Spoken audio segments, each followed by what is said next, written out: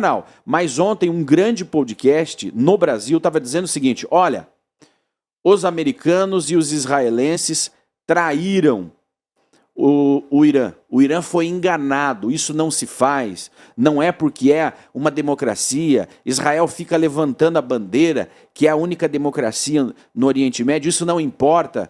O fato de ser uma democracia não significa que você pode sair matando todo mundo, sair quebrando os contratos, sair quebrando os acordos diplomáticos.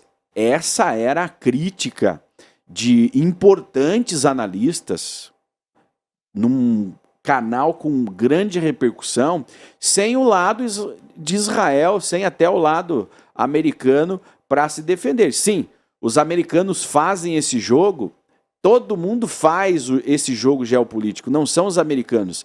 Mas aí eu gostaria de colocar o contexto do Irã. Quem é o Irã? As pessoas precisam entender com quem os Estados Unidos e Israel estavam sentados na mesa de negociação. Então vamos começar lembrando pelo Hamas. Em 2023, o Hamas invadiu Israel, matou 1.200 israelenses, sequestrou 250 e ainda mantém reféns sob a sua posse. Se recusa a entregar os reféns. Isso já vai fazer 2 anos, ok? Nós temos o Hezbollah no Líbano, nós temos o Hezbollah na Venezuela, que também passou a atacar Israel, inviabilizou o território norte de Israel, né? Nós tínhamos lá quase 70 mil israelenses desalojados devido aos ataques do Hezbollah com mísseis. Foram milhares, não foram 10, foram milhares de lançamentos do Hezbollah contra o território de Israel. Nós temos as milícias xiitas no Iraque, que também lançam mísseis, drones contra Israel. Existem os Houthis no Iêmen, que atacam Israel também durante quase esses 2 anos de guerra.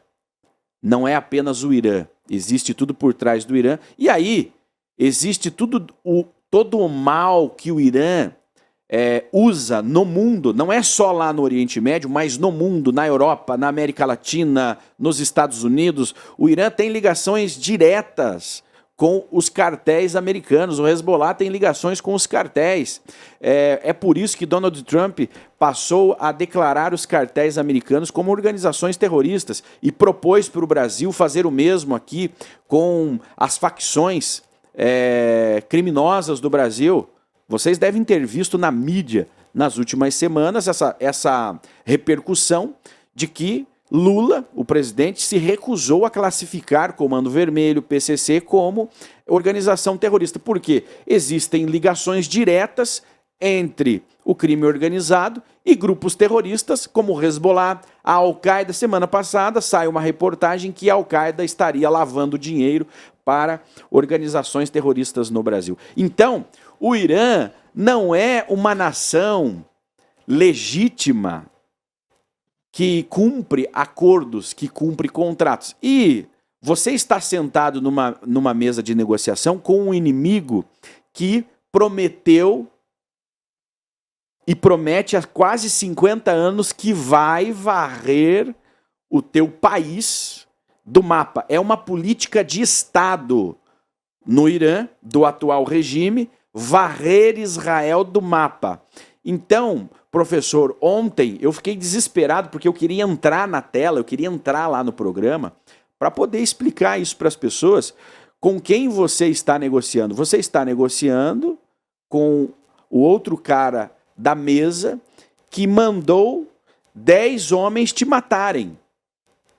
Basta você dar uma bobeira, eles vão te matar no meio da rua, mesmo em meio às negociações. Professor, nós estávamos negociando com bandidos.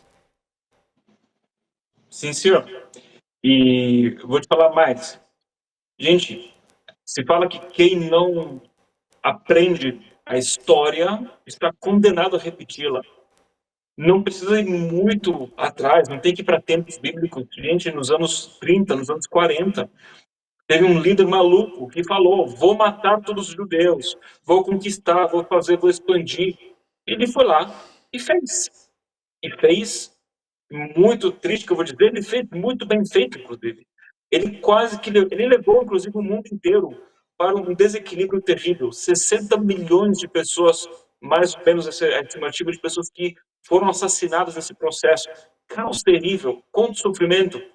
Aí sobe um cara, há uns 46 anos atrás, que fala abertamente morte para a América, morte para Israel. Mas não é só Israel e América.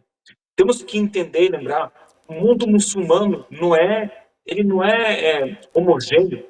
Eles têm lá os xiitas e os sunitas. Os xiitas e os sunitas não se dão bem, eles discordam veementemente entre eles. Entenda que a diferença ideológica entre um sunita e um xiita é técnica. Não é uma diferença ideológica como, por exemplo, um católico e um evangélico. São diferenças que são bem menores. Questões técnicas, quem é o descendente, mas assim, a crença por si é a mesma praticamente. São as mesmas práticas. Mas os xiitas, eles discordam com os sunitas e, no caso, a maior base de árabes sunitas, né, melhor, de muçulmanos sunitas, que eles têm a maior potência também espiritual, é a Arábia Saudita.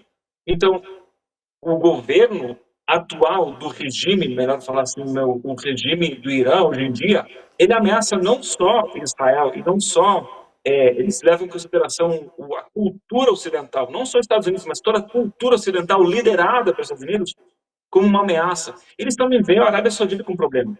Toda a região, tanto que eles fizeram, houve a guerra de 8 anos entre o Irã e o Iraque, certo? Eles destruíram, acabaram com o Iraque e perderam um monte de pessoas para essa guerra por uma ideologia fanática religiosa. Então, o problema é muito maior. Você não pode falar, coitado do Hitler, enganaram ele. Óbvio, o cara quer te matar. Então, eu digo, as pessoas que elas não entendem isso, ele não é bonzinho. Nos seus discursos, ele fala assim, e algumas vezes você vê que eles, no seu parlamento, eles gritam juntos, América, morte para a América. E aí ele interrompe, ele fala com uma voz assim, parece quase um santo, coitado. Temos que explicar o que significa morte para a América. Morte para a América, ele fala esse mar para o Trump, né, que é mar para o Trump, mar para o Pompeu, né, fala Pompeu. Para as pessoas, não, fala, a gente não tem nada contra os americanos. Que santo! Ele Nós não tem temos nada um contra os discurso. americanos. É somente contra o Trump. Nossa, que santo! Pega aí, produção. É tão doido de ser humano que você vai ganhar diabetes dele daqui a pouquinho, não é isso? Então, é a pior retórica que tem. Que ele fica inventando a mesma coisa. Ele fala, a gente não tem nada contra os judeus. Somente contra a ideia zionista. Tem que acabar, assim, não pode ter judeus em Israel. Que, de novo, é uma retórica manipuladora, é uma retórica mentirosa, e mesmo assim ela está errada. Falar que você quer matar o líder de um país, que foi, no caso, democraticamente eleito pela maioria das pessoas, no final das contas, é praticamente uma declaração de guerra que você está fazendo. Então, sim, ele foi manipulado, e ainda bem que ele foi manipulado. Agora, com todo respeito, ele teve chances, eu acho que poucos líderes malvados ou perversos como ele tiveram.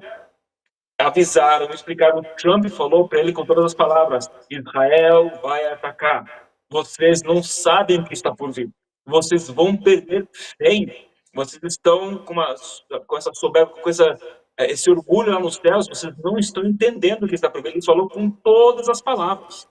E no final das contas não entenderam, fizeram uma manipulação política, fizeram entender que tem uma falta de acordo entre Netanyahu e o Trump, que a política israelense está para cair, que vai ter um voto de não confiança, e que o Netanyahu vai ser de férias, que o filho dele está para casar, inclusive, né? Que o filho dele ia casar, cancelou o casamento.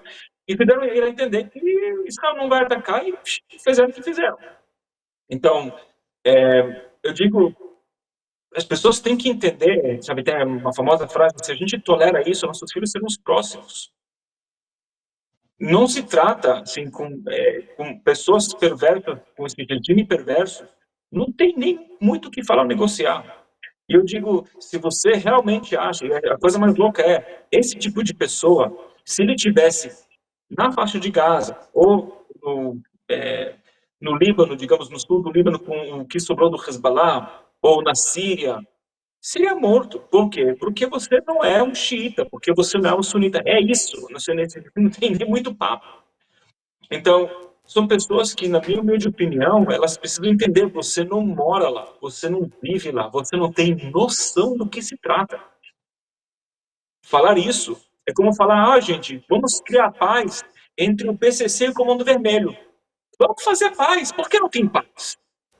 Você não entende o que significa uma organização criminosa, que o PCC, o Comando Vermelho, você não tem mínima noção do que são essas pessoas, como é que se comportam, sua ideologia, o que motiva elas. Um israelense não pode falar assim, um brasileiro entende melhor.